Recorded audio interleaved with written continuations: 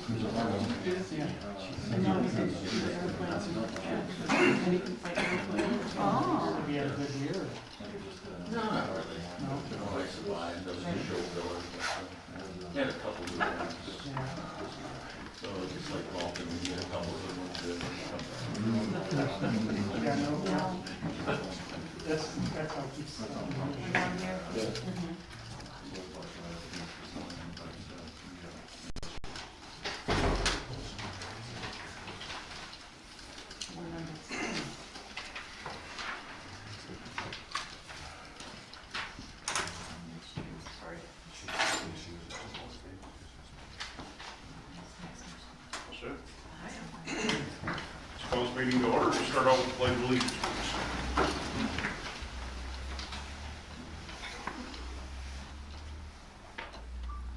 I pledge allegiance to the flag of the United States of America and to the republic for which it stands, one nation, under God, indivisible, with liberty and justice for all.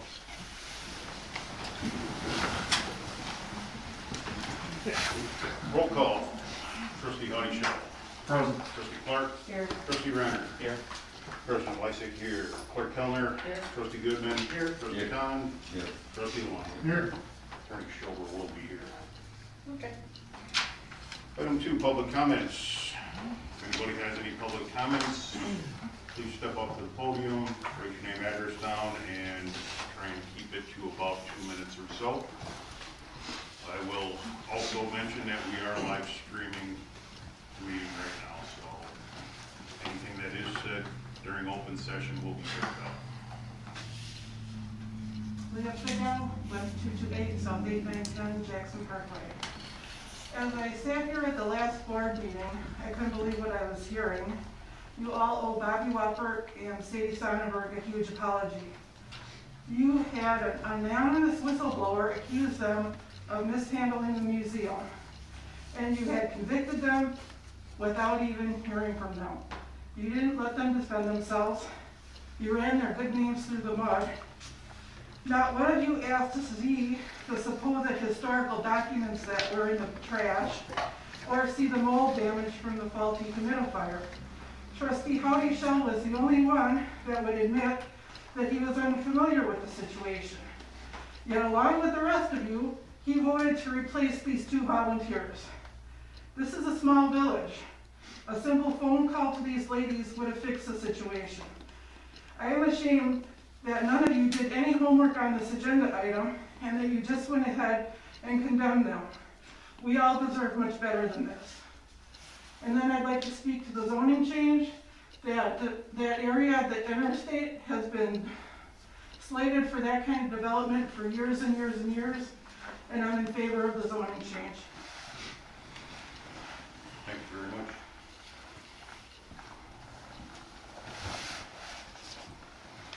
Any other public comments?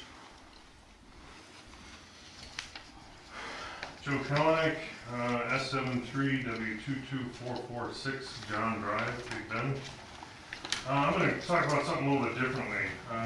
For the whole development as a whole, chasing the dream of the sewer, putting the village further and further in debt for years and years and years to come.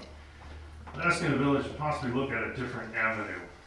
Just kind of running some numbers and did some research. Now, we are a mixed use TID, which means we can take up to, I think it's 30 or 35% residential.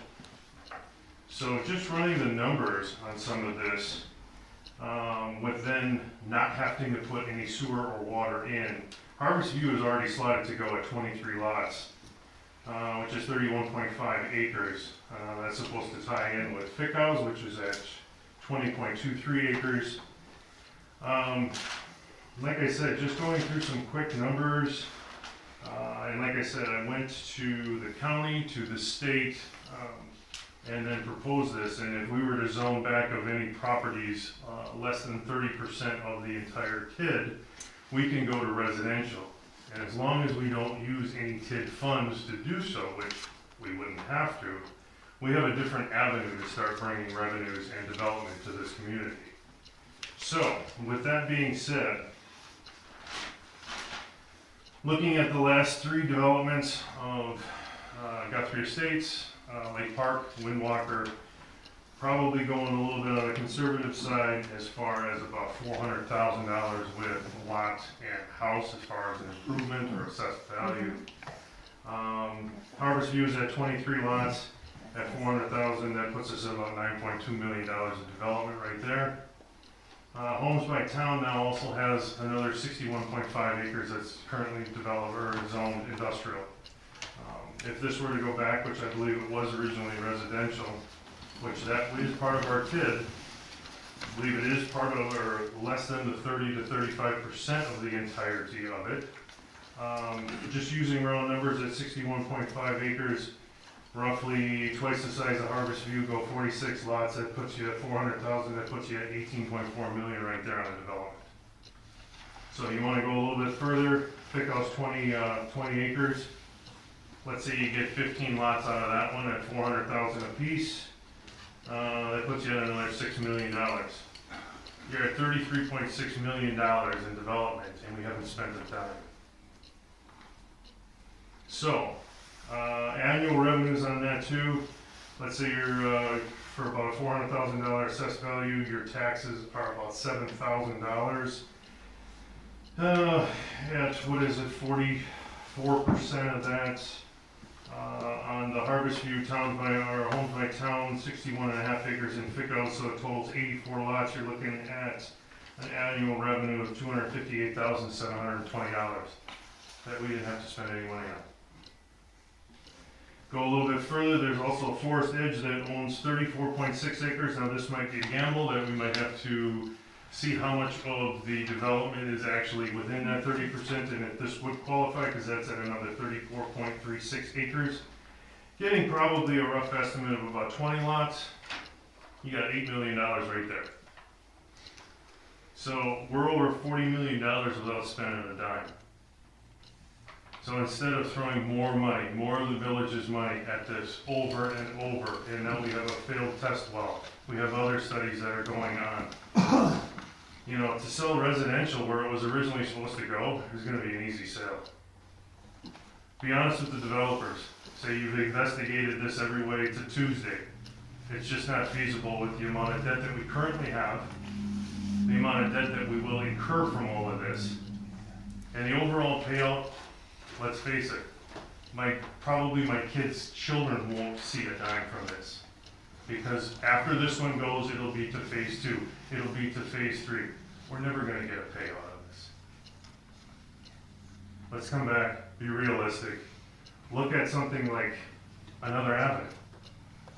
And like this one, which this is just quickly thrown together, like I said, I investigated through the state, we can do this. It's putting revenues in the village's hands. It's also sparking development on the rest of the properties that are around are still in business.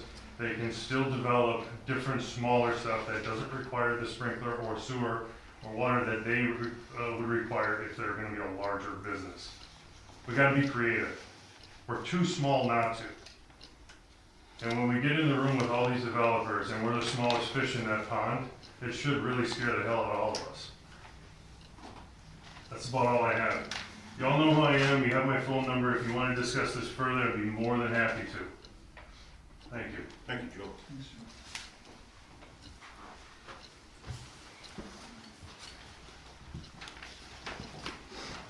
Any more public comments?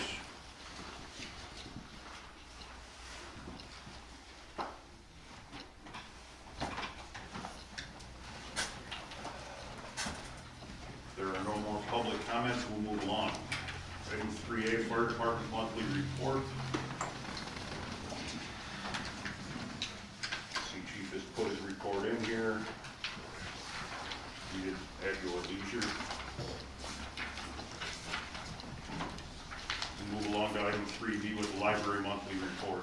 Carla?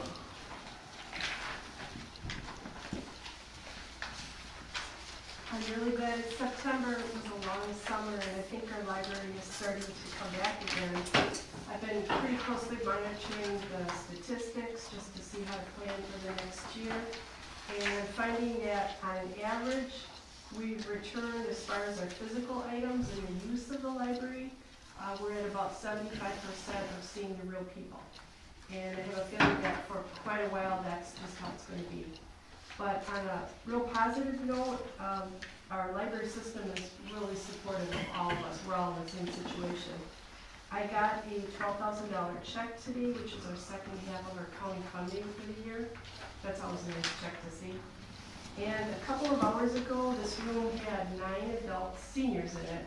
We started some programming, and they were all seated apart, and we did all the safety precautions we could. But I wish you could have been here because these older people have nothing to go to. And they were like kids at Christmas time. So it was really nice to have a program again. And the same with our story time, we started that too.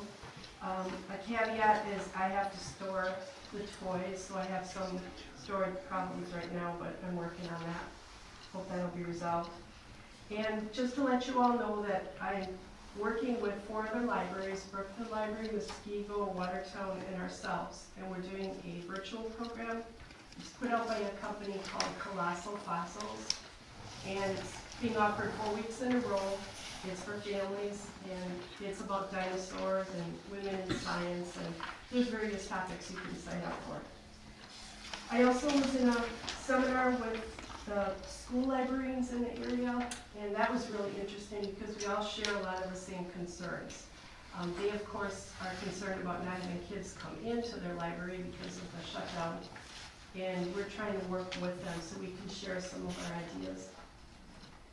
So other than that, we're going to open up new library hours. I'll be taking some of the new morning times so that we have more of a consistent hours instead of a chopped up days that we've had. So you should be able to see more of us. Thank you. Excellent, thank you, Carla. I'm going to take one step back to the fire department monthly report. I saw Chief come in. Chief?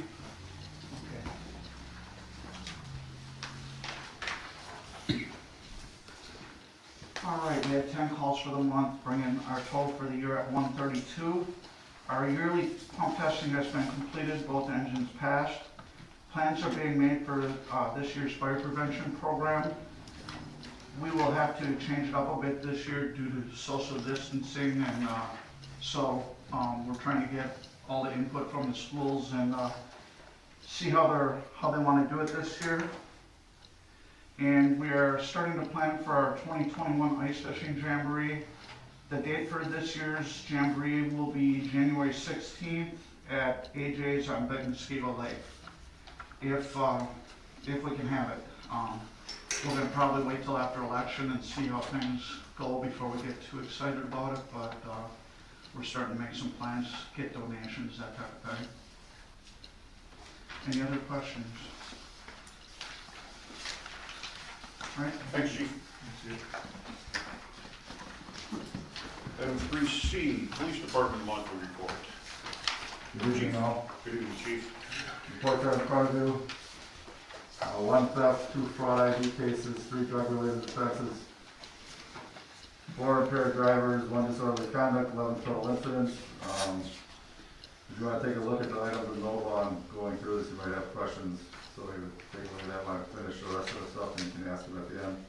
4 adult arrests, 129 traffic stops, 108 citations, 3 non-traffic citations, 503 total calls for service, including 206 business checks, house checks, and extra patrols, 4 traffic accidents, and 3 EMS calls that we responded to with the fire department. The next 2 pages are the items of note that you should hopefully be reviewing. 4 hours and 4 minutes assisting other agencies, which is probably the lowest we've had in the last couple of years for us. 34 vehicle inspections, putting our vehicle inspections year to date at 476. Court items from the court. For Big Bend Court, 149 initial appearances with 54 pre-trials, all done by phone and letters. Town of Waukesha initial appearances 18, 2 pre-trials, done also by phone and letters. Safe debt collections are the next section down there for them, with the total at the very bottom for you. Just on a traffic enforcement note, that sometimes it's questioned of what we do and don't do. Today we went through the speeding citations for this year. Out of 438 speeding citations, 0 speeding citations were written for 0 to 10 miles an hour over the speed limit. Most of our tickets are at least 15 to 35 miles over the speed limit. We do spend a little bit of time on the freeway. We've got 20 to 24 miles over the speed limit, 25 to 29 miles over the speed limit. It pretty much follows through all our speed zones. So we're not doing petty things. We're stopping people and ticketing people who are 15 to 30 miles over the speed limit, including approximately 10 from 35 to 39 miles over the speed limit, including 2 in residential areas. Our main thoroughfare is 2 for 40 to 44 miles over the speed limit. I think it's all justified. My guys have the discretion if they want to take it or not. We accept warnings. I just want to put that out there for everybody. Thank you. Any questions? Any questions on items of note? If you do, give me a call or send me an email. We'll take care of it for you. Thank you, Chief. Item 3D, President's Report. Just want to give a quick update. Trick or Treat is still on in the village. We did pass the standing resolution last year. It is Halloween evening from 6 to 8 p.m. If residents wish not to participate, turn off your front porch light. If you want to participate, turn your front porch light on. Hopefully it doesn't snow. That's all I have. Item 3E, Public Works Department Monthly Report. Eric is out on vacation. He's included his report in your packet.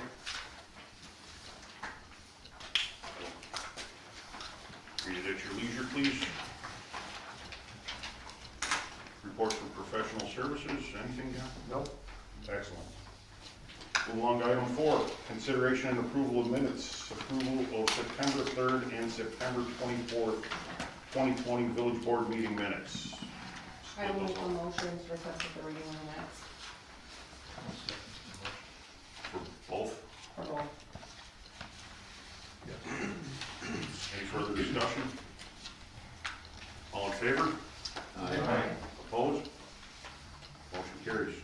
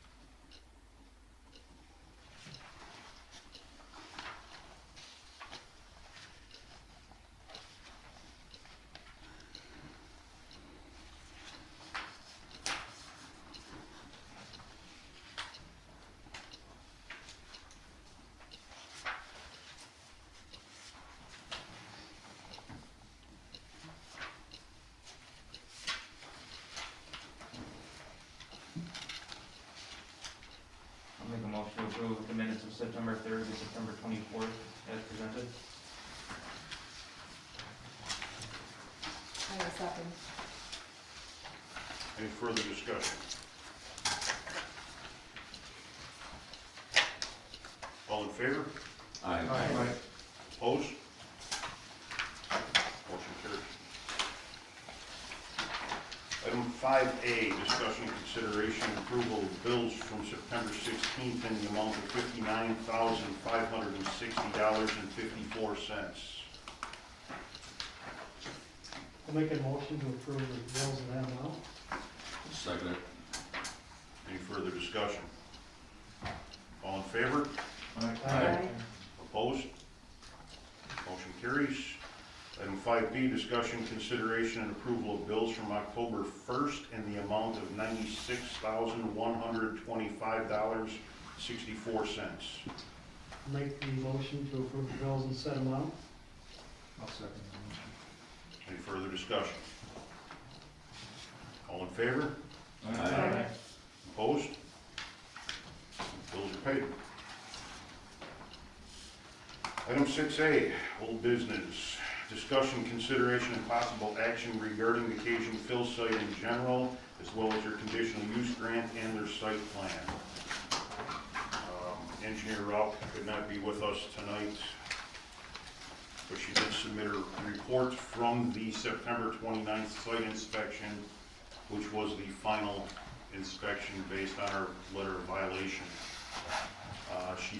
To sum it up for you, she found the site to be in compliance with everything, save the approval of the site plan by the Planning Commission / Village Board and the DNR. We haven't gotten an official word back from the DNR yet on it, so we've been holding off to submit it to the Planning Commission and subsequently the Village Board. Until that's done, we don't want to have to do it 2 or 3 times. Our engineers feel it looks okay though. There is no work to be done on the site any further this year, save for maybe a little mulching on the top plateau if it blows off. Otherwise, it is complete and finished for the season. Little rain, little sun, we'll get some grass growing. You guys will be golden. Any questions?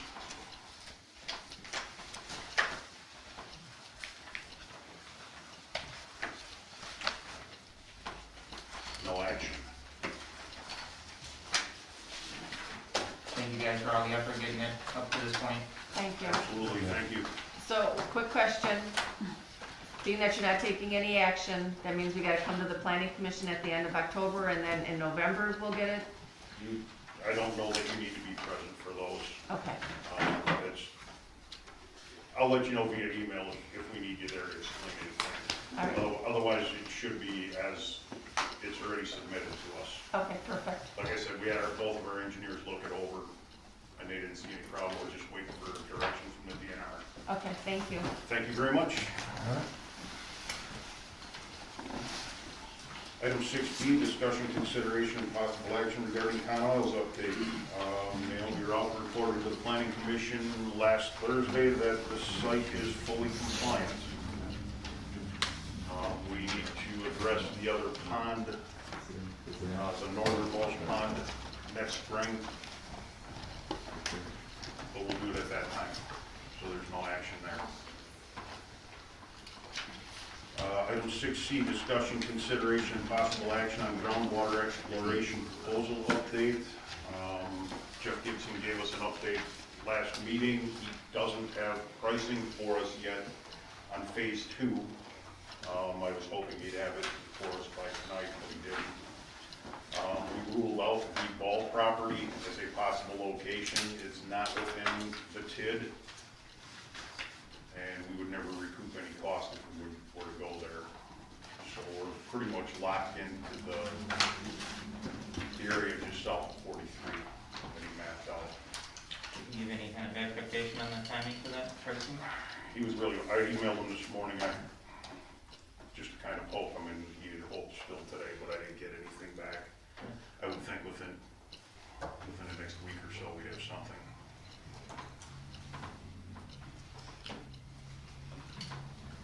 Any other questions? No action on that item. Move along. Item 7, new business. Discussion, consideration, and possible action regarding the approval of the following operators' license applications. 1, Ritchie's N.M. Kurth, 2, Papa Stash, Kimberly A. Ipsa, 3, Shamrock, Dakota Thomas. Chief? All were approved by public safety, recommend approval. Thank you. I'll make a motion to approve the operator licenses for Dan, Kimberly, and Dakota. I'll second that. Any further discussion? All in favor? Aye. Opposed? Motion carries. Item 7B, discussion, consideration, and possible action on the Village of Big Bend Civil Yard Museum update. To give a brief update on this, Trustee Renner and I met with Sadie and Bobby after the last board meeting the following week to kind of get another side of the story. They took us down to the museum, they walked us around, they showed us all the work that they had done. We received some other communications from some other village staff members based on the history, and it was my feeling after meeting with them and getting this other information that we revisit this, and it's very possible that the village board acted hastily. We never did get to hear any opinion from Sadie or Bobby as a board. Kelly and I did. If the board would like to hear anything, they're here in attendance, and we could give them a few minutes. But I'll leave that up to you. I think I'd like to hear from Sadie and Bobby and I think, or one or the other, whoever wants to represent it. I can start. But I really would like to see the museum storage area at some time too. Anytime, in fact, about a year ago, you and I were standing in the hallway. I've seen that, yeah, and I know And you're. I invited you, Mhm. anyone on this board can call me or Bobby and say, I'd like to see the museum. So what I'm going to do now, if you'll permit me, I guess I can see over there. I want to give you a little bit of my background. So bear with me, I'll read a little and I'll yap a little.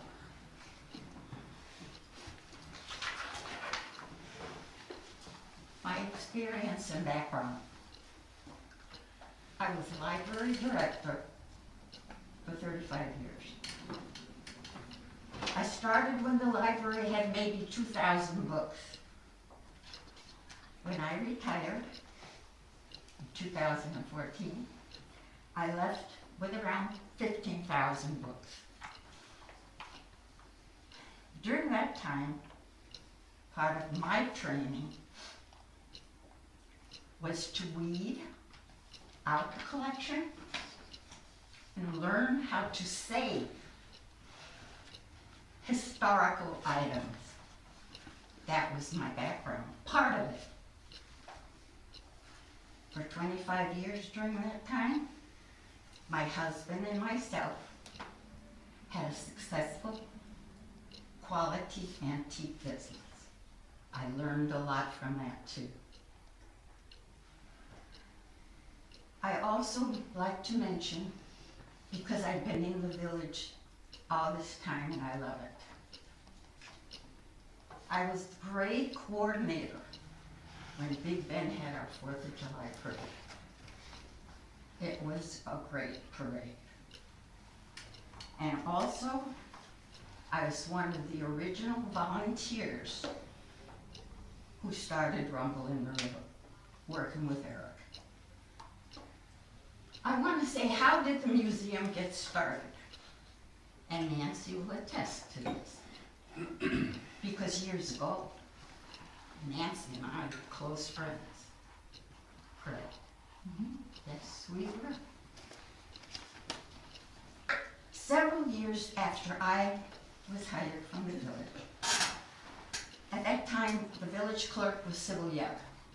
And that lady was a wealth of information. She just knew everything about the village, the town. And at one point she says to me, Sadie, I have items I would like to donate to the village. But there was nowhere in this room with all the items she had we could put them. So I kind of molded around a little bit and come up with an idea. I presented it to the village board at that time. And my idea was to build a case out in the hallway. Because what was there on that wall was a coat rack. Just the long coat rack with a bunch of hooks. And that was it. The village board was kind enough and thought it was worthwhile to build a museum. That is how that museum came to be. Nancy Dean, my former friend. Nancy was a regular user of the library, and she used to come with her little boys. And one day she says to me, Sadie, do you need any volunteers? Any help? And I said, sure. I need help with the case. I was always storing, that was part of my background, trying to save things. And Nancy said she would love to help, and she did. And for many years, Nancy took over, and Nancy did a great job. And I have said this many times, she did a good job.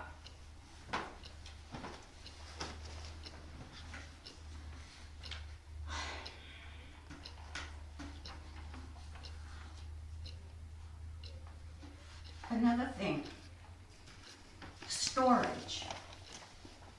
Our storage area, what is now the fire department's office, that was a storage area shared between me, the museum, and the clerk, Bob. We had that little room. Most of it was with Nancy Dean. She had her stuff in there. And it was never enough. It was always filled up.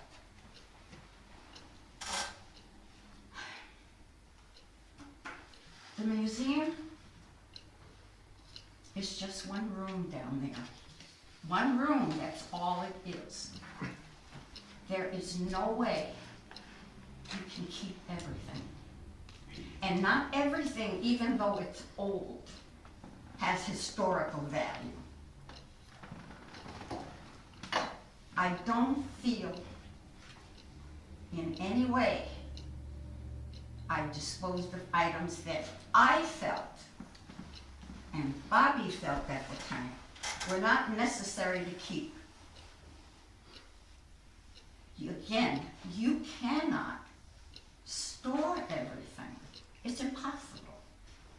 You have to maintain something for other items that come in. And you can't say yes to everything that everybody wants to give you.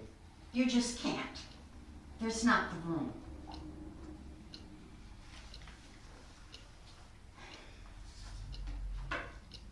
Has anyone on this board taken the time to contact Bobby or me and say, what's your side of the story, and why was Nancy Dean removed from the museum by the library board?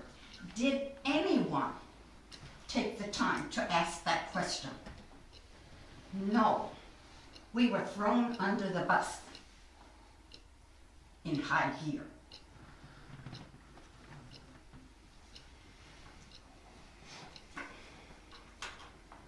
Bobby and I threw stuff away, you bet.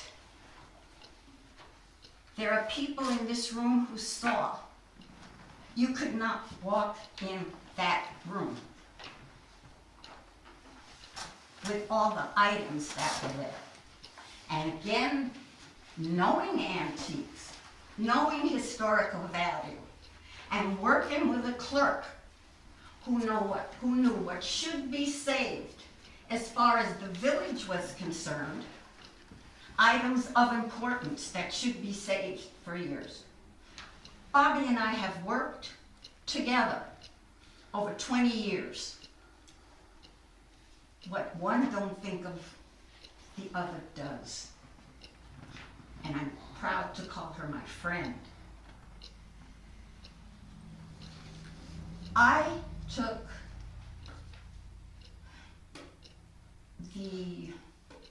let me just rephrase that. We found boxes of items that had no use in that room. There are still boxes that we have marked review, packed with articles and cuttings and savings. We just haven't gotten used to it. Again, we're volunteers. We don't go there every day or every week. And let me bring up the unfortunate incident of that dehumidifier quitting. Could have happened any time, any year. And with this pandemic, Bobby and I stayed apart. We just thought it would be best.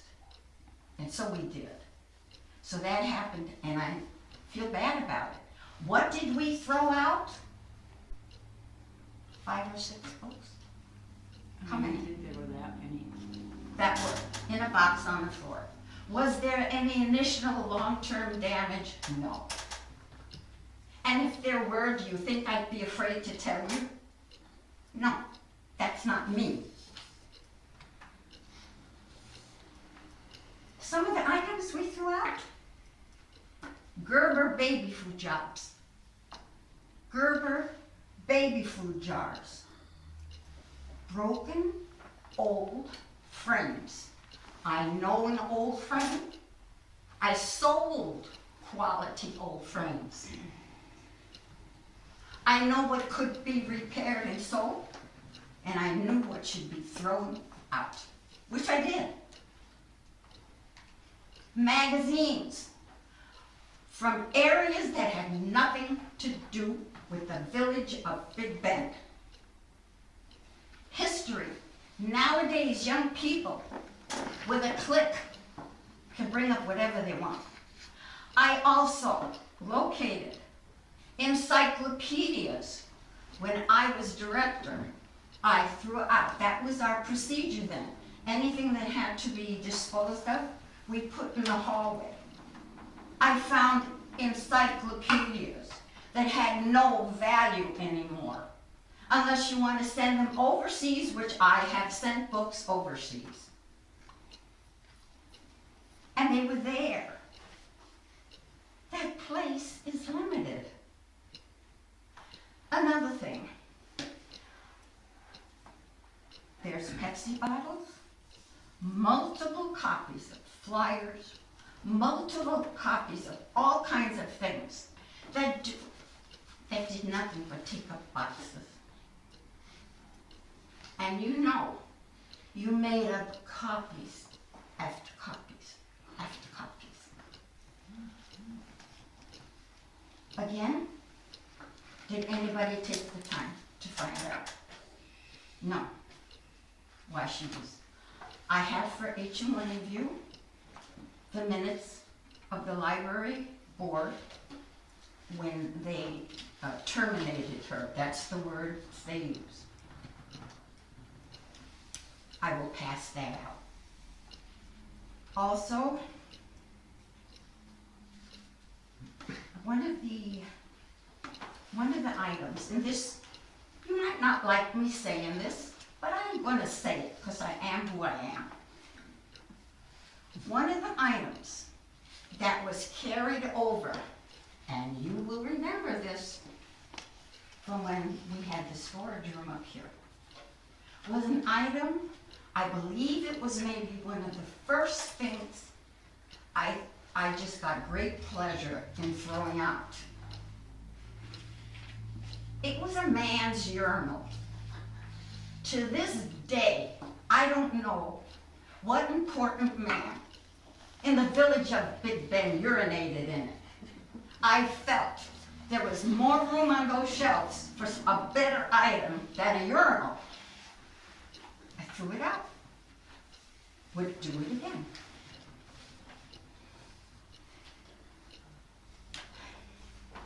Eric is not here.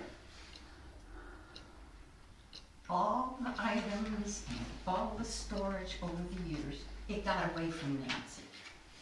When you see Eric, ask Eric about the items that were put in his garage that he was not happy about. Again, we are a little village. We can only save so much. The library board asked Nancy, because they went down to the museum and they saw the condition. And they asked Nancy to clean it up. That went on for several months. It was never done. The library board asked Nancy for some type of schedule to do that. Display case out there. It was never addressed. The last thing, to my knowledge, that was the frosting on the cake for the library board was the altercation between our library director and Nancy Dean, where Carla was brought to tears. The library board, at that time, asked for an apology. It was never given. The library board terminated her.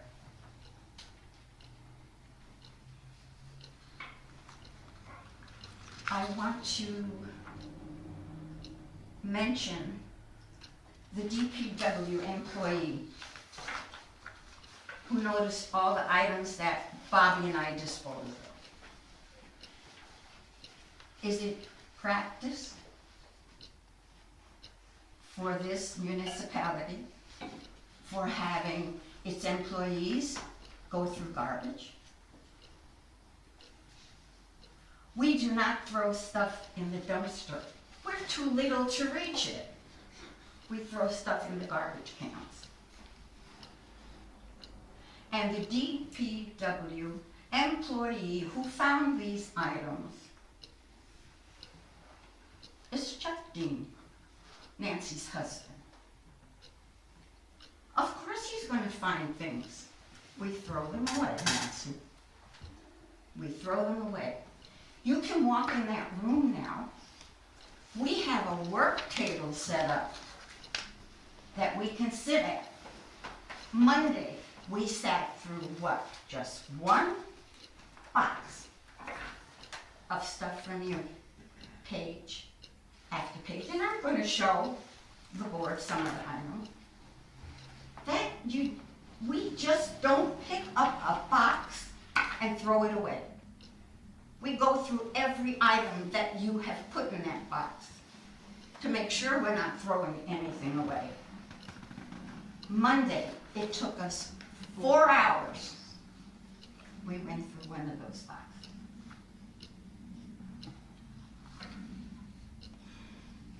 Again, just because it's old, it does not need to be saved.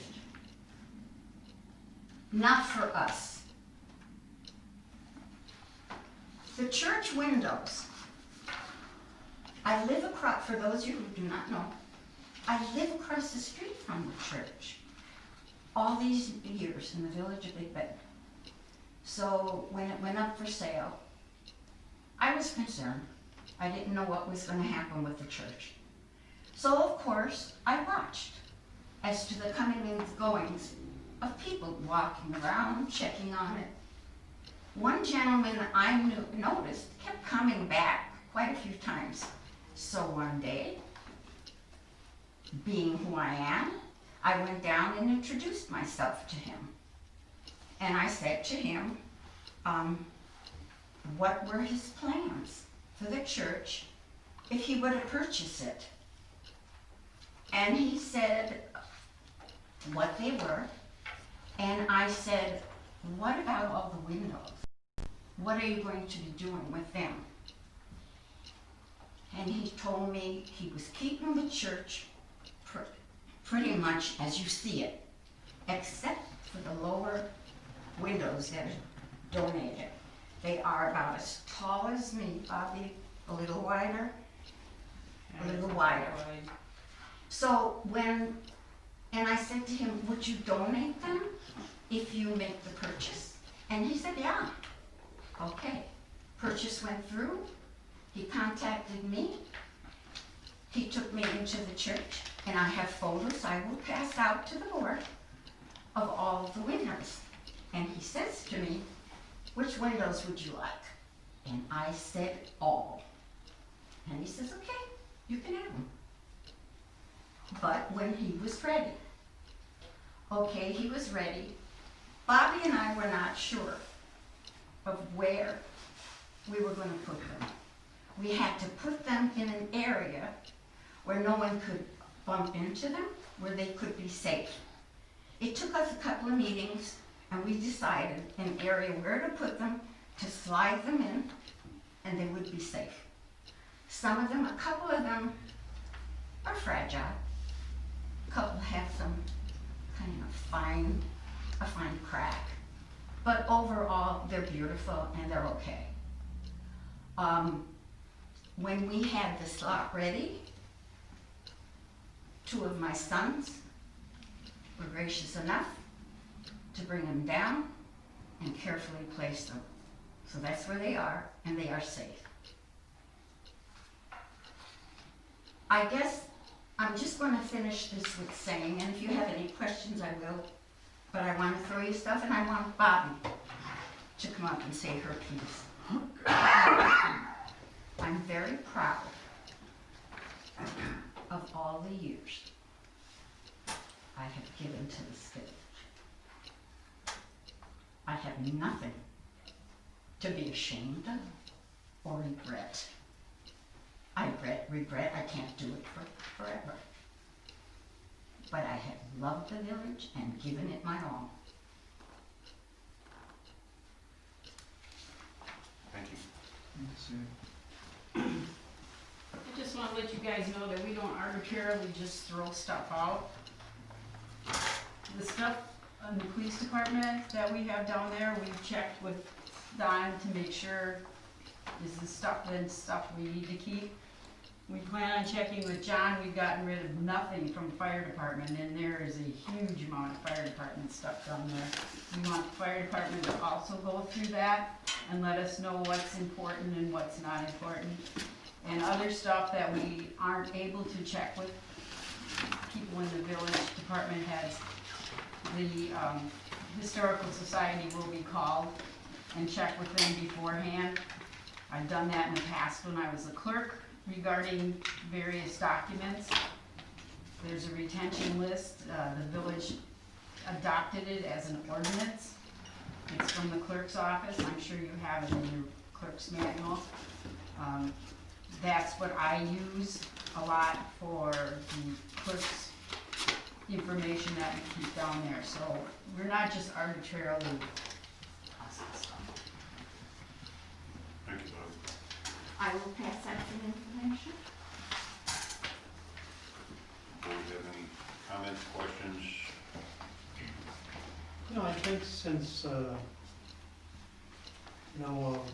Bobby and Sadie have had their opportunity, I think we need to give Nancy an opportunity to speak if she likes. Actually, I would, because things that Sadie had said were not quite right. To begin with, what I have been Please shared step up with, to the podium. I have problems with looking Oh, on my legs, so I okay. need to sit. Okay. I'm sorry. I apologize. I was told that it was Chief Sebastian that went over by Sybil's house and was looking at some of the items that she had in her family that were set out. And I was told that he asked her if he could work together at getting a display case put together. She would donate her items of her family to the village. That he would like to try to get people together and go to businesses to see if they would put in money towards the purchase of materials to put in a museum display case. That's what I was shared with. That's what I was told. When Sadie asked me at that library story hour that I had my son with, I came in, we were going to check out books as we usually did. She saw that I had the auxiliary jacket on. She came up to me and asked me about, oh, hey, the auxiliary was the one who started the library, and they did these beautiful books, and we'd really like to see them continued. Would you be willing to work on these?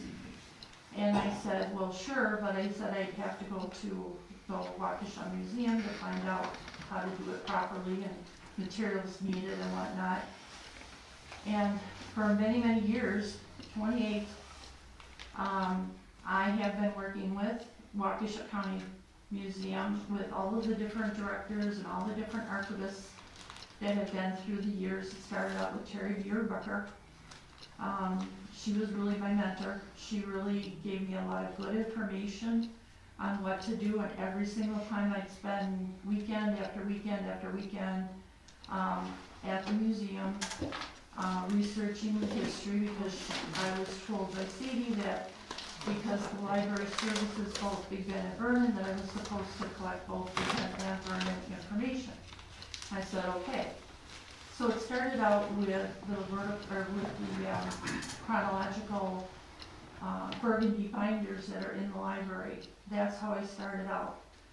People had asked me then about different specific subjects like the TME or Young Station, Milwaukee Electric Railway Light Station, or Norris Farm, or the churches, the schools. And so I started doing vertical files, which have different colored books and they're different sizes depending on how much information I could research. Well, that also got me going into the Waukesha Library for the microfilm, and then also to the State Historical Society, and spending all day Saturday there many, many, many times. My husband also went with me and has supported me all the way through these years. When 1990 came, Sadie asked me, she said, the library really can't take care of the museum. We have too much to do with the library. Would you be willing to take over the museum as well? And I said, well, okay, what do you want me to do? And she says, well, just change the display case and with the history of the village. So at that time, we had what Sybil had donated to the village in the display case, as well as one box that Rose and Jesse McKenzie, ladies who have been longtime families in this area, had donated, and that's all we got. So I would have to, do a lot of researching, and as people donated things to the library, I used those for the display case. I also would go to estate sales or rummage sales, because you can't just put, and if you ask Bonnie Bird at the Waukesha County Historical Society, which anybody could go there and talk to her if you don't want, if you want another opinion, you will get period pieces that are for a specific time period. A urinal could be something that they used underneath their beds. In the olden days, when you didn't go out and use... You're telling an antique dealer. You know what, this is my time to talk. I was quiet when you were, Yes. and I Yeah. don't tell you Please. respect. Let's stop this. So as far as any of the other pieces that aren't, I'm sorry. I'm just gonna say, we gotta wrap this up pretty quickly. We got other people that are waiting on the agenda too, so Okay. we can move. Well, as far as the library board, I heard nothing except I got a termination letter. Oh, They never asked me to come and say what happened. They never asked my side of the story. We've got to stand. I'm sorry, that is wrong. They never did. All of a sudden, I get this letter in the mail, termination. When they want, this whole thing started with Carla and Sadie.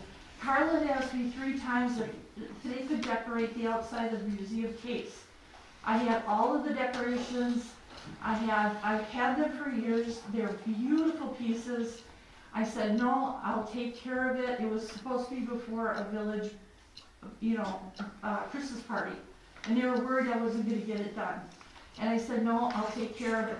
3 times I told them, no, I've got all of the decorations. I'm gonna come today. Don't worry about it. I'll take care of it. They went ahead and did it anyway. And a display case that was for the 60th anniversary of the Lions Club, which took me 4 months to research and 3 months to put together, including working with the Lions Club as well. They went and hung stuff all over in front of the blue windows. So, believe me, my husband said, don't even go in there, don't even look at that. With all of the work that we put into that, and I even had a Lions Club member come in and say, why did you do that? And I said, I did do it. And they go, oh. I've also had the books that are in the library that are the chronological books. They needed to have new sleeves on them because they were sitting in the sun and it degraded the plastic. Carla brought in a woman that was a little disabled. They thought she knew what she was doing and she didn't. And I let her know that the pages are completely out of order, and these are 3-inch binders. So that's how many pages are out of order. She's lying. And no, I'm not. My husband saw it as well, and I'll bring him right in here and let him tell you so. So anyway, to get my chance to say this, I've never been able to say my side of the story. Well, those books sat there for the longest time, not being corrected. I wrote down 3 times all of the books that are completely upside down, backwards, and out of order. They didn't care. So I let it go. All of a sudden, oh, well, they're in order now that all this has gone on. So I didn't go to anybody with any of this. Someone had asked my husband, why is the display case the way it is? And he just says, well, she doesn't do it anymore. Well, why not? And it was a person I didn't even know. So I had nothing to do with this whatsoever, but I will tell you something. You talk about throwing away stuff that is supposed to be not village Baptist hymnals. Renee Graziano, she had cancer. I had a tape of her with her journey through her cancer. There were songbooks from the Baptist Church. The Baptist Church gave a big box. Their original book they used to record all of the original baptisms, the marriages, all of that. That was in the trash. There were 2 books on Mukwonago history. Both Muskego and Mukwonago shared Vernon. It is part of our history. The Village of Big Bend doesn't become the Village of Big Bend until 1928. Everything that happened before that time was part of our history too. And I was directed to do both. So I did. I did what I was told. There were recipe books that I got because, again, they're period pieces. And Bonnie will tell you the same thing. You want other pieces in there to show from the 50s, the 60s, the 30s, the 20s, the 1800s. You're going to have those extra pieces in there. There was a children's Bible in there. There was Wisconsin Pioneers Badger history books from the State Historical Society, put out by the State Historical Society, on our history. Before, again, these are all, there were archival envelopes that are used for prints and negatives. There was a great big bunch. These are brand new ones, never used, just thrown in the trash. That's right. There were there were supports that you put on the back of mat boards and foam core boards, 3 different sizes, a stack of each, brand new, thrown in the trash. archival folders just thrown in the trash. There were articles that had been clipped with the date and the newspaper clipped to that article. Is there more than one? Yes. You know why? Because if you have an article on a church, I have a church vertical file for each church. The regular chronological file is by date order. If there is another issue where I'm putting together like a special, and I can't think of anything right now, but sometimes there are special smaller folders that I'll put together that someone has asked for specifically. Now I've had 2 people from the Ray family have asked me for articles. I keep a copy of what I send out to them in case another family member, which I've had to do this twice, wants the same articles. The one-room schoolhouse history, that was in the trash. And that was from the area. There was a bin of historic papers that used to be in a binder. That was in the trash.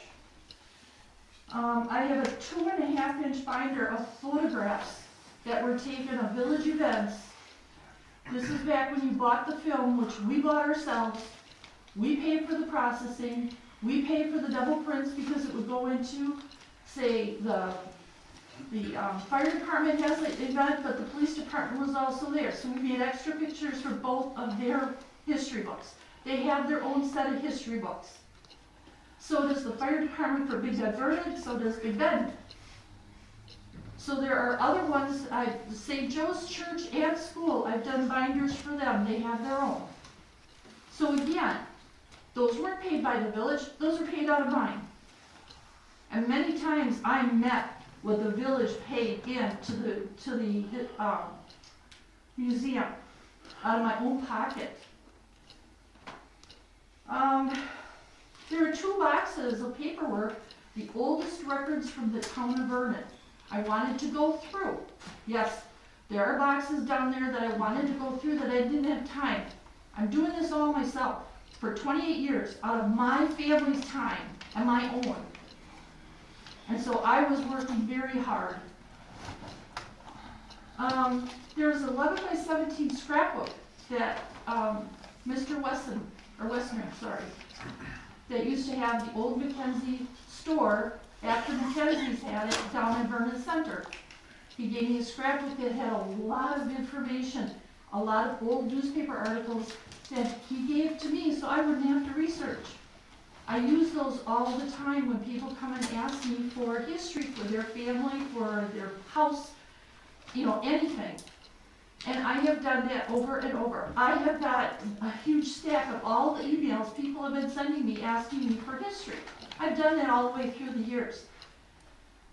I've done research on all of the village officials, all the fire department members. I have lists and lists and lists. I've done history on all of the churches, the schools, the businesses, the old businesses. There's all information that I didn't just collect stuff. I also did the history. I did the research. I mean, I got stuff here I can show you. You want me to show you the packets that I put together? I can. I can prove it. So, there are numerous folders of articles that needed to be put together. I was behind on that. That's why they were all there. Someone took the folder, dumped it out, and then put the folder on top of it, just threw it in the trash. There was barn pieces, as far as I'm trying to think of the name of it, and I can't think of it right now, but it would haul hay through the barn. That was trash. Excuse me, Nancy, it might be easier to just make a copy of that and hand it out to the board, and we can relook at this. I'm almost done. Yeah. But I mean, there's other things that I was being told that were sold on a municipal website that sells municipal stuff that came out of the museum too. I have no idea where that stuff or what was sold.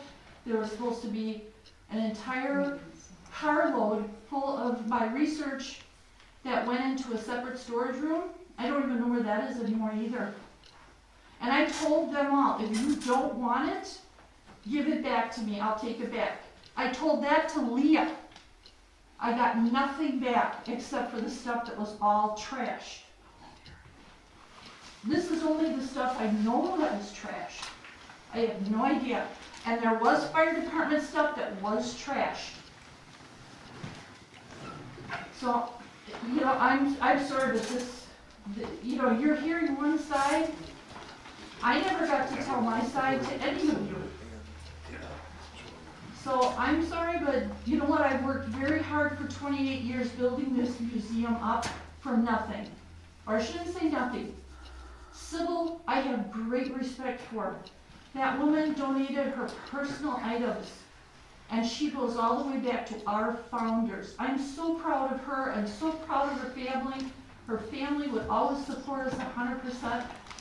And I'll tell you, I always did things with her in mind. I'm gonna jump in here. Nancy, if you could please submit in writing what your point is, what your stance is in your list, and Sadie and Bobby, if you could do the same. We're gonna table this for this meeting, leave things as a status quo. We've eaten up almost an hour on this, and we've got a lot of people in meetings Just still. 1 minute. No, There's a box. no, Okay, all right. I understand, but I gotta cut this off right now. We're not getting anywhere. Thank you all If for listening. if you could get something to and Kelly. giving us the opportunity to point our views. And I will end by saying, nobody has ever tried to take from you what you Sadie, did all those years. Sadie, She did a wonderful job. not in meeting, please. Till it ended. I would like to offer up a motion to table this until. Make a motion to table. What a bunch of suckers. Any further discussion? All in favor? Opposed? What a bunch of crap. Motion carries. Have to go through this again?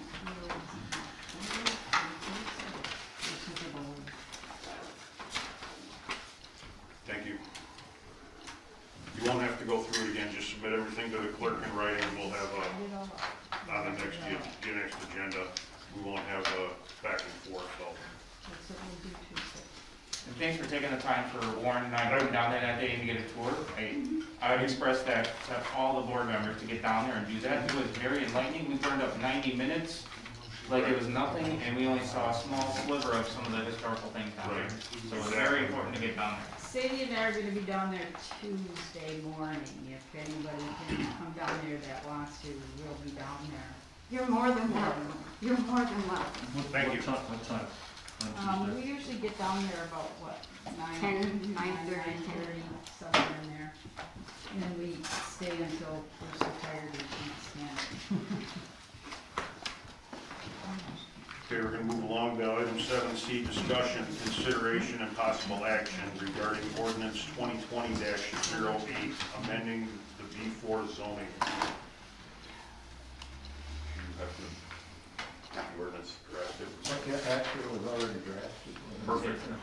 Yeah. Oh, I didn't have one in mind. Yeah, I was ready to go, and it was already done by Columbia Mary. Thanks. No, I didn't see one in my packet, so that's why I was confused.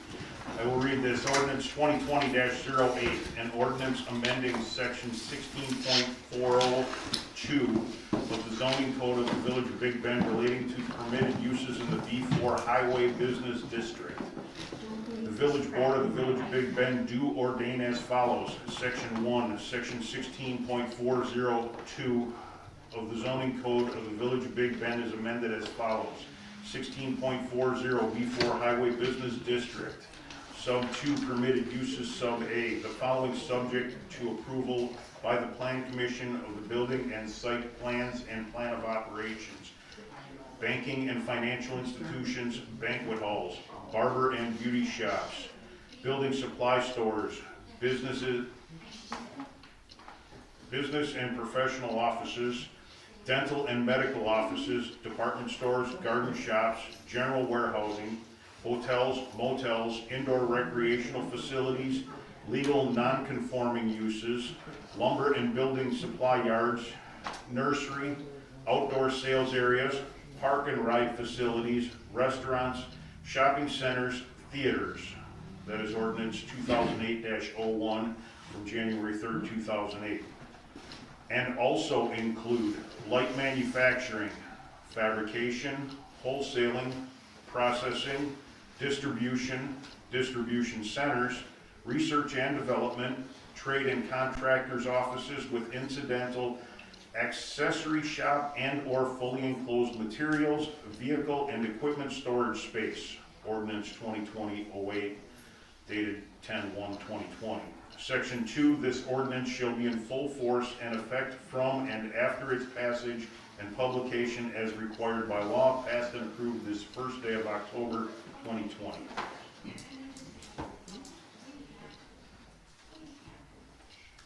Planning Commission passed this, recommended this unanimously up to the village board after lengthy discussion. Is there any discussion on There's this? a public hearing as well. We did have the joint public hearing. And again, to reiterate, this verbiage was something that we as a planning commission have worked on over the last couple of years, to recodify that whole zoning chapter. And this is something we had already baked into that change, we just haven't been able to formally get through the red line to get it presented publicly for that forum, to get it actually into code, to formally put it into place. So when we were approached by a potential business that wanted to use a parcel that was in this zone, it made sense to say, hey, can we carve out this language that we already had projected to be in the new zoning code to be now put into effect more, basically quicker, because the zoning code as a whole will take some time to get through the public hearings and through the iterations. When you look at some of these things that we talked about last week, the planning and joint, you look at some of the things on there, motel, hotels, lumber yards, the stuff that we're adding in makes sense. That's exactly why the planning commission felt it was appropriate to put this language in.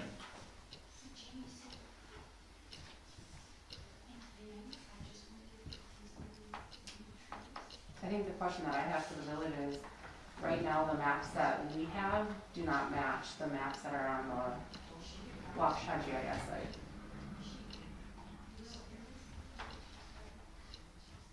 So I want to be clear of what is Zone B4 right now.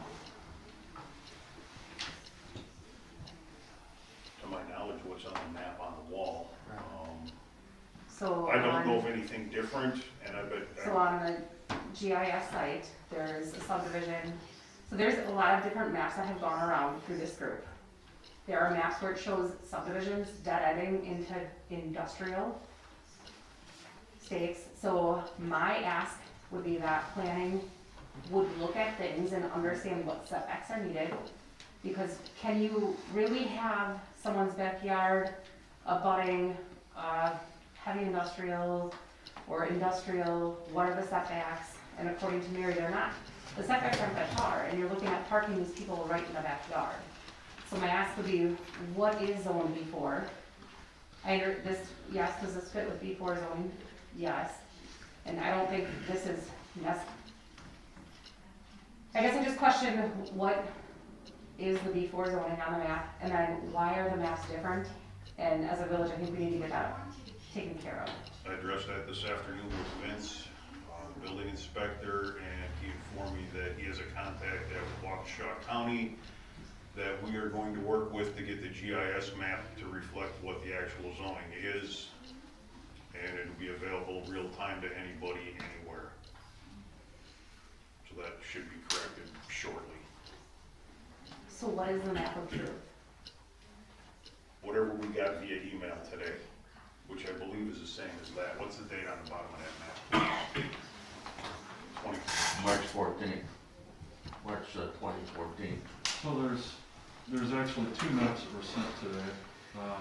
One was identified by Mary Sinsky as being from 2014, even though down in the corner it had 2018. And the one that came in from Will Hine, he said that it was from 2016, and it was a different map from 2018. The 2018 maps, the two 2018 maps, were very similar, but they did have some differences to them. None of them reflected the subdivision that had been subdivided at Harvest View. And there was some other discrepancies on there too. But overall, I think that the zoning maps are fairly accurate, even though that they do somewhat need to be updated and looked at. Sure, the managers? The The map I got from Will is dated 2014. it's dated 2018, but he stated 2016 in his email. If you look down at the very bottom left, it's. I see the copyright of 2018, but the date on the map revision says revision March 2014 in the bottom center. Okay. Yeah, the copyright could be different, they could have updated something else, not necessarily the zoning change. Right. I think Well, I have one that says August 31st, of 2009, the 17th. that's from land use map. Sure, that makes different. Um, Because then overall, we have to operate under a land use designation from the top, and then there's the zoning that goes underneath it, so they're two separate things. I asked Mary to verify the zoning map that Will sent out. The planning commission will take a quick look at it as well next month. And then we will have Will Hine update if needed our maps there and reprint them. Makes sense. Make sure we're consistent. But we're getting off the beaten path a little here. Yeah, so my biggest concern, coming from the planning commission, I thought about it a lot more after we took our vote and approved it. Looking at the maps and looking at the information that's on Waukesha County and so forth, I'll start out by saying I have no reason to oppose anything that we're speaking about and changing B4 to reflect what's here in front of us today with the Hastings development. My biggest concern overall as we look at B4 is the fact that the way that everything is zoned out right now with B4 and industrial, it does not have any deflection against going straight to residential neighborhoods. If we up B4 from basically heavy commercial to light industrial and start including that language into it, there's an array of different things that can come in to make more issues with residential property abutting up directly to it with only a buffer zone of a few tens of feet. I think it was 50 feet, I think is what we were told. Well, on one side only. On one side only. So I guess that I caution us in directly wanting to jump through everything for all B4s before we can verify that we're going to be able to protect the interests of the residents that currently occupy the properties that are nearby. And also that it looks like it's going to be developed through Harvest View as well. There's a good chance that Harvest View may come into play before the rest of the B4 development comes in.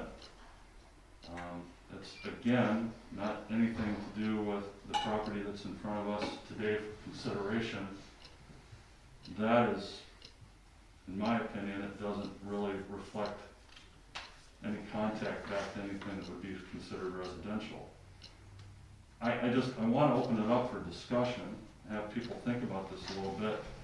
There's a property that's back off of Guthrie Road that's for sale right now, 5 acres, industrial, currently being used as agricultural.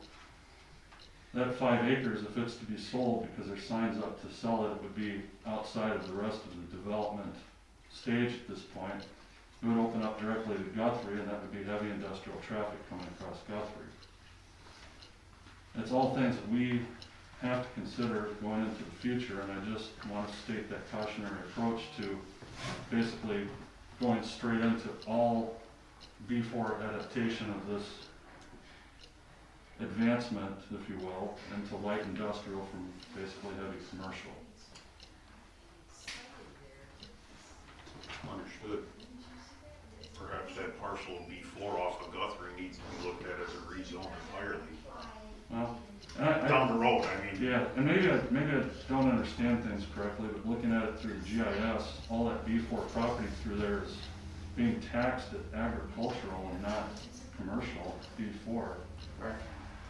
It's tax, Special use. it's tax based on use. Okay, Because it is indeed agricultural, it's easier to get that tax. even though it's zoned differently? Correct. Yep. Okay. But It if doesn't a reflect true true business land went in- value or anything? If it was a true business in there, it'd be different, but it'd go by that other taxation. Okay. It's very normal, you'll see that everywhere, not just here. I kind of suppose that was the case, but I didn't know for certain. Anyway, that's my concern, with the overall B4, that the adaptation of B4 into light industrial was brought on before I was involved with the planning commission. It took me a little bit to kind of research it through to kind of reach that thought in my head. I'm definitely not opposed to anything that you guys presented at planning. I believe that that's a strong thing for us to take a look at. Just the overall, the rest of the B4 zones. And how we need to try to buffer it against residential. I think most of the public comments at the hearing, for those that may not have been there, were all traffic related, coming out onto Guthrie. There wasn't one complaint about Highway 164 or, you know, the big chunk of the B4. It's that one little square over there that's on Guthrie. Right across from Guthrie City. Right, and I don't know that people were understanding traffic versus traffic. I mean, the permitted uses right now in B4, just a few, lumber yards, home building supplies, department stores, movie theaters. All of those are gonna attract 100 times the traffic of a light manufacturing plant. Light manufacturing, you're gonna have someone go in there, they're gonna work an 8 to 10 hour shift, their cars aren't moving. You know, movie theaters, department stores, all that's constant traffic in and out. I mean, they can do that now, you know, with approval of, you know, planning commission and the board. So, you know, these other uses, I think, are far less traffic inducing and, you know, far more beneficial. Right, distribution centers, especially just kind of taking that as a whole, could have 24-hour traffic. True. I don't know that you can get a distribution center in that plot though. Well, It would be awful small. could be a plot that, you know, that goes into a little bit more, I mean. Right. Well, and then the, you know, surrounding that B4 that's on Guthrie is all industrial. Yeah, You know, there's nothing stopping anybody from putting a drop forge in there. right. You know, just things to think about. Well, and again, so Tony and I are residents of Lake Park. We have the older industrial park right next to us. So there's proof that you can coexist, I'll call it, right? Where you have a 42 home subdivision right slap next door to an industrial park that is aging and somewhat dilapidated, to be honest. You look at what would be developed up here by the interchange, it's gonna be modernized, it's gonna look a whole lot more aesthetically pleasing than what we have to look at every time we're driving around our subdivision. And sure enough, we get noise. Sure enough, there's traffic on Edgewood, but 42 houses built there and not at a cheap cost either. So I understand the concerns as a resident because I had it when I went and bought the lot in Lake Park. But here I am 3.5 years later and I can tell you know what, it was a good decision. Even though there's some chatter, some noise from that industrial park, it's during the business day. On the weekends, it's pretty minimal. And it hasn't been a huge detriment to the residents inside the subdivision.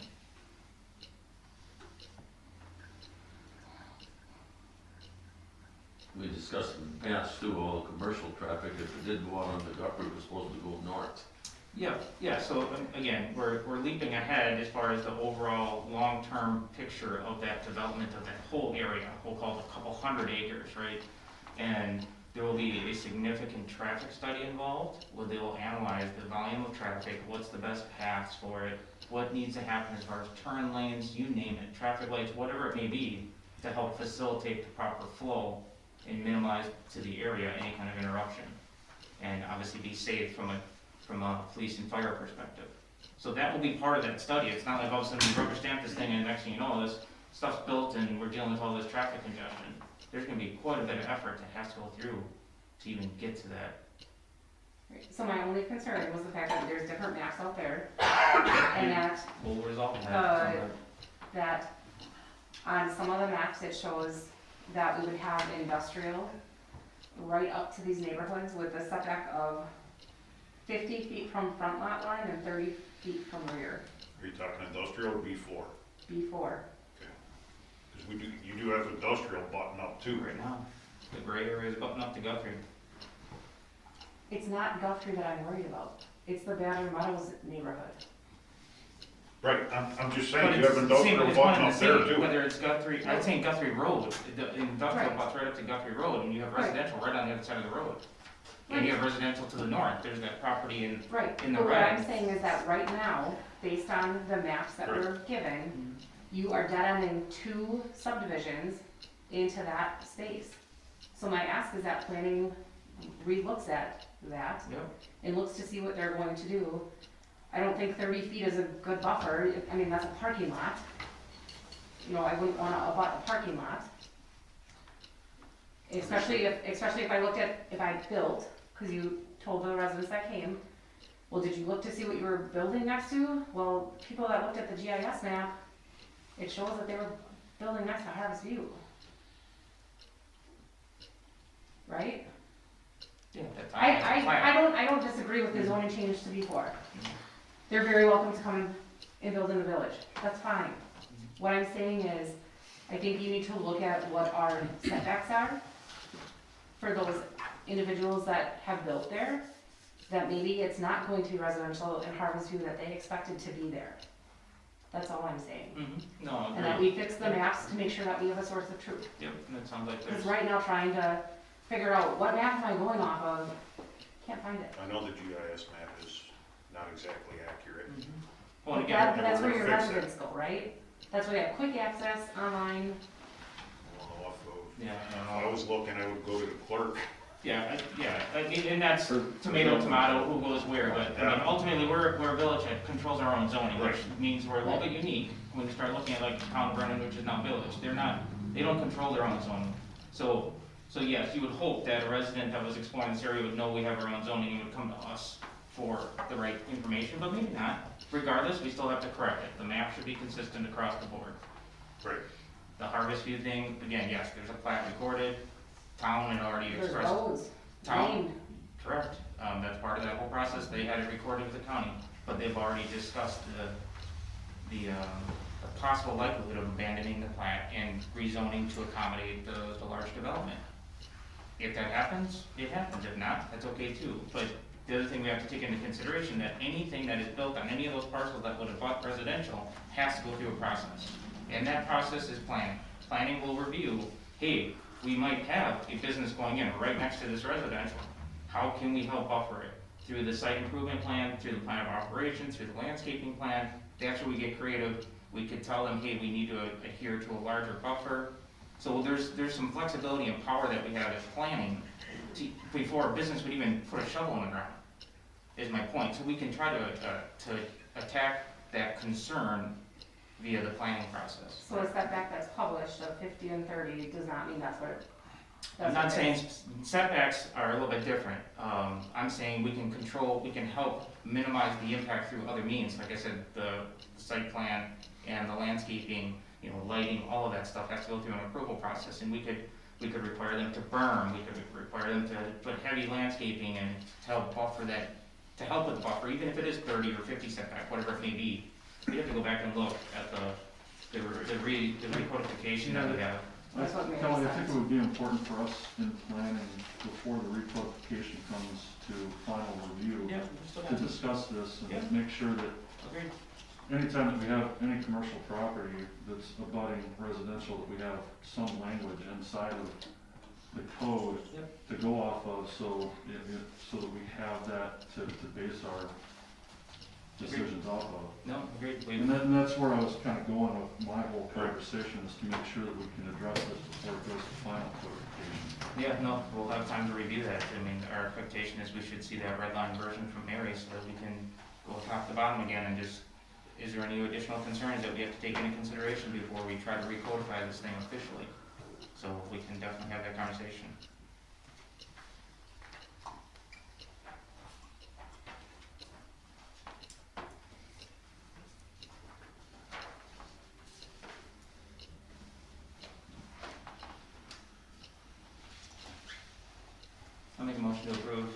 2020-08.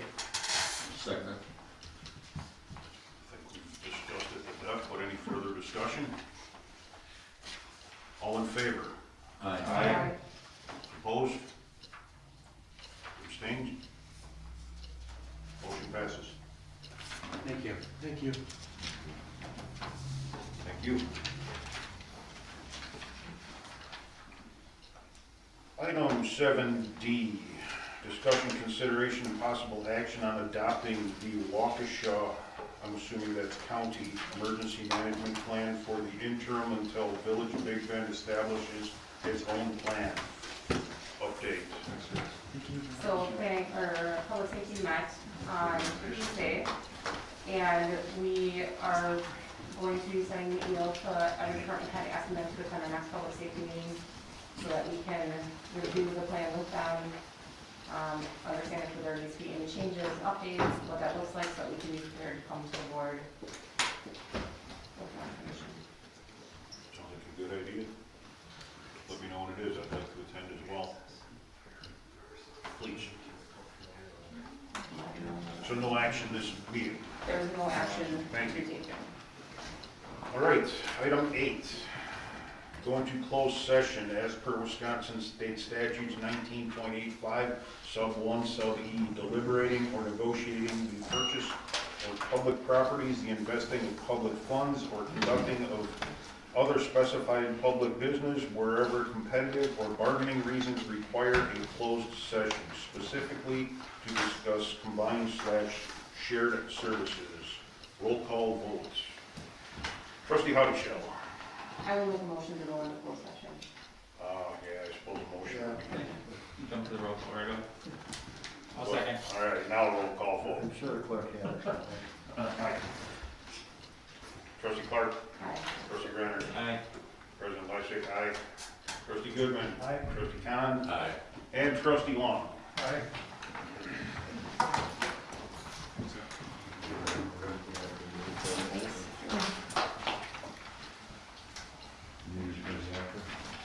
No, I don't think there's gonna be any more fights. Thanks, chiefs.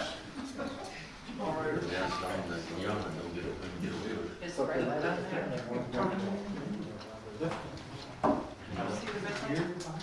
No.